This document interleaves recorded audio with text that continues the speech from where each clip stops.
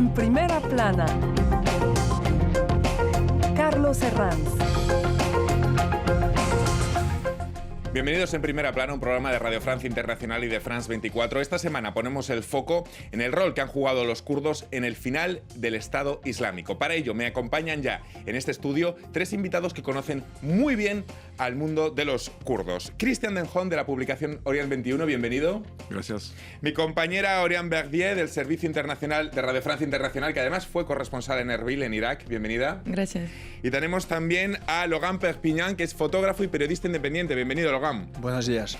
Y desde Estambul nos acompaña también nuestro corresponsal, Andrés Mourenza. Bienvenido, Andrés. Buenos días.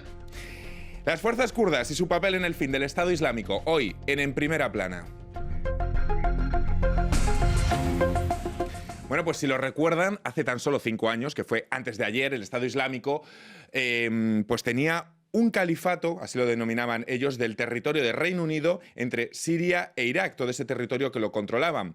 5 años después, a finales del pasado mes de marzo, las fuerzas kurdas proclamaban el fin del califato. Hoy nos preguntamos, entre otras cosas, si el fin del califato supone también el fin del Estado Islámico como organización. También nos preguntamos por el papel que han jugado los kurdos en el final del Estado Islámico y también por el proyecto político de los kurdos. Vamos a ser muy didácticos ante todo en el programa de hoy, pero vamos antes de ello a repasar algunas de las portadas de la prensa. Portadas como la de Le Monde, que titulaba a finales del mes de marzo: con la caída de Baghouz, el Estado Islámico pierde su último territorio. El diario francés La Croix dedicaba una de sus portadas del pasado mes de diciembre a analizar lo que llamaba el dilema kurdo de Francia, haciendo referencia a la solicitud que hicieron los kurdos a París para un compromiso en su defensa. El británico Sunday Telegraph titulaba a finales de marzo también: Estado Islámico cae, pero los riesgos de sus ataques podrían incrementarse. Orián, no sé si podríamos decir que los kurdos han sido los principales artífices en el final del Estado Islámico.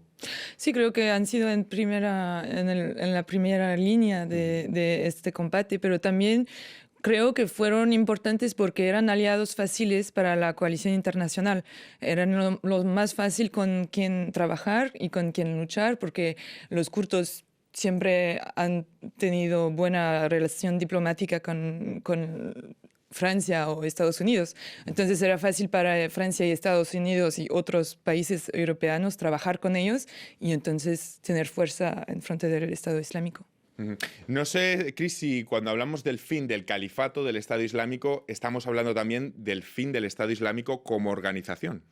Todavía hay un gran peligro de atentados, es cierto, pero el Estado Islámico no existe más como una organización que controla un pedazo de territorio. No puede plantear su bandera en un territorio. Este es terminado, sí. Entonces, ¿cómo es el Estado Islámico sin Estado? ¿Cómo va a operar? Pero la palabra Estado esto siempre ha sido un poco exagerado. Sí. Todavía existe como milicias, algunas escondidas ahorita, pero no existen más como no pueden controlar o atacar desde un base militar o político en algún lugar, ni en Siria ni en Irak. Vamos a hablar pues de los kurdos, de ese rol que han jugado en la desaparición del Estado Islámico. Logan, vamos a ser didácticos. ¿Quiénes son los kurdos y cómo están repartidos territorialmente? Son la minoría étnica sin Estado propio más importante del Medio Oriente, sino del mundo, con casi 40 millones de habitantes. Tras la Primera Guerra Mundial, el Tratado de Sèvres preveía un Estado kurdo independiente, pero esta decisión nunca fue ratificada. Y al final, los kurdos fueron divididos artificialmente entre 4 estados por el Tratado de Lausanne en 1923. Pues hoy, casi un siglo después, son más de 18 millones de kurdos en Turquía, 9 millones en Irán, 8 millones en Irak y 3 millones en Siria. Quizá la pregunta ahora es pensar si han conseguido consolidar su proyecto político durante estos años que han estado en el foco mediático en la lucha contra el Estado Islámico. Chris. Claro que sí, hay que entender que el proyecto político de Damas era reinstaurar un Estado árabe centralizado.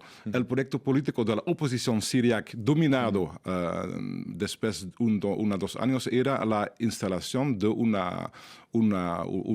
Estado centralizado islámico sin autonomía por los kurdos. Entonces los kurdos desde el principio de la guerra en Siria han optado por una tercera vía que era un federalismo, no solamente con los kurdos, no hay que hablar solo de los kurdos, una alianza con kurdos, árabes, siriac, turkmenes para obtener una especie de federación democrática progresista para al régimen central de Damasco. Ahorita están poniendo en práctica este sistema democrático con la protección aérea de la coalición internacional, pero está en peligro por las acciones del Estado turco, también por Damasco y por las grandes potencias en el mundo. ¿Querés añadir algo más, Logan? No, es claro que hoy los kurdos están entre varias potencias y sobre todo, como lo dijo Chris, el proyecto en el Kurdistán de Siria es muy diferente. También hay que analizar este asunto del proyecto en Irak y es importante bien explicar estas cosas. En Irak están luchando para conseguir un Estado-nación y lo hemos visto hace casi 2 años ya durante el referéndum de independencia del Kurdistán de Irak.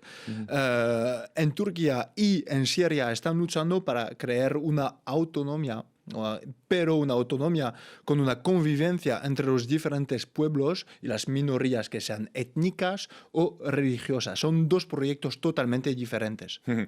Tras derrotar al Estado Islámico en Siria, con el apoyo de Estados Unidos, los kurdos sirios temen perder esa semiautonomía conquistada a lo largo de estos 4 años de lucha contra los yihadistas. Uno de sus principales enemigos en la actualidad, bueno, pues la Turquía de Erdogan. Vámonos hasta Estambul con nuestro corresponsal Andrés Mourenza. Andrés, ¿cómo es esa relación en la actualidad tras el fin del Estado Islámico y las amenazas de Trump a Turquía en caso de que los ataque?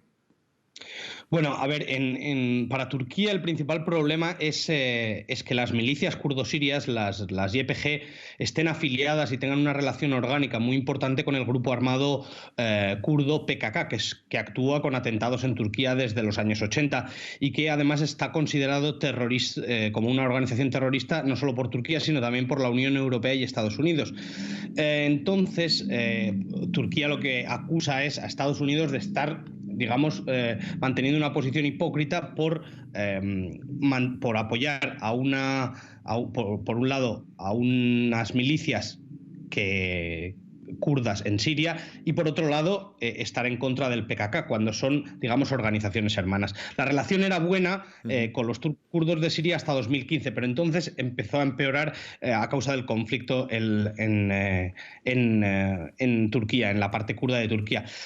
El ejército turco ya ha intervenido en 2 ocasiones en Siria, en las partes kurdas, ha arrebatado una buena parte de terreno, y ahora amenaza con actuar en el este del río Éufrates para apartar definitivamente a las milicias kurdas o sirias de ahí. Pero esta vez es menos factible que anteriormente porque esta vez Turquía no cuenta ni con el apoyo de Estados Unidos ni con el de Rusia y también se opone el régimen de Bashar al-Assad. Gracias, Andrés. Bueno, relaciones complicadas con Erdogan y, bueno, con Bashar al-Assad, un tira y afloja. No sé cómo lo podríamos definir, Chris. Sí, pero yo no soy de acuerdo que los kurdos siempre han hecho muy buenas relaciones con los Estados Unidos. No es así, porque los kurdos en Siria han ganado la batalla de Kobani. Esa era ahí empezó la conciencia en los Estados Unidos que es un aliado importante para combatir al Estado Islámico. Estos kurdos del PYD eran y son ligados al PKK, considerado como terrorista.